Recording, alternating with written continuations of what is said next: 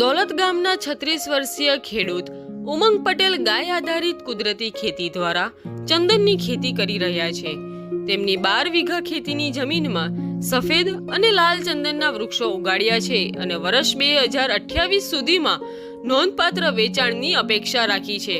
તેમણે વર્ષ 2020 સુધીમાં અંદાજે 10 લાખ રૂપિયાનું રોકાણ કર્યું હતું અને એકવાર વૃક્ષો સંપૂર્ણ પરિપક્વ થઈ જાય પછી કરોડોમાં વેચાણ કરવાની અપેક્ષા રાખી છે।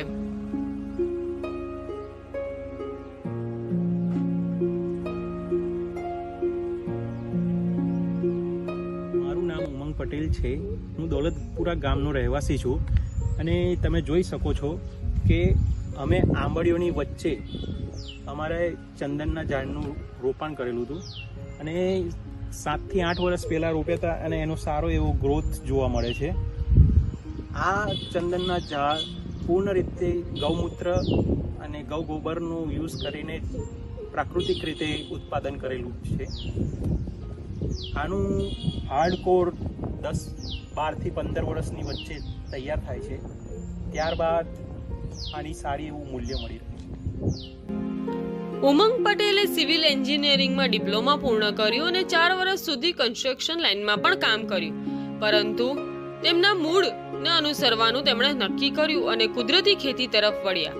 પહેલા તેમણે કેટલીક શાકભાજી ઉગાડી અને ત્યારબાદ ઊંચા વળતરને કારણે તેમણે ખેતરમાં ચંદન ઉગાડવાનું નક્કી કર્યું। અમે અત્યાર સુધી 2 પ્રકારના સેન્ડલવુડની વાવેતર કરેલું છે, એક તો વ્હાઇટ ચંદન અને બીજું છે લાલ ચંદન।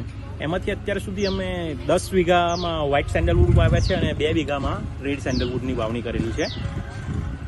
અને આ સેન્ડલવુડની વાવણીમાં અમારે લગભગ 3.5 લાખ રૂપિયા જેટલો આમાં અમારે ખર્ચો થયો છે અને અમને એક્સપેક્ટેશન છે કે અમે આમાંથી 7-8 કરોડ રૂપિયા ઇન્કમ મેળવી શકીએ।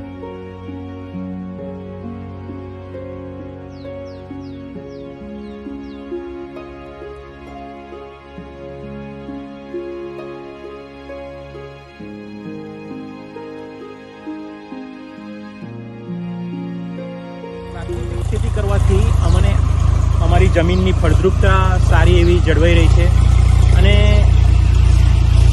અમને ફ્યુચરમાં જમીનમાંથી સારો એવો પાક બી મળી રહેશે।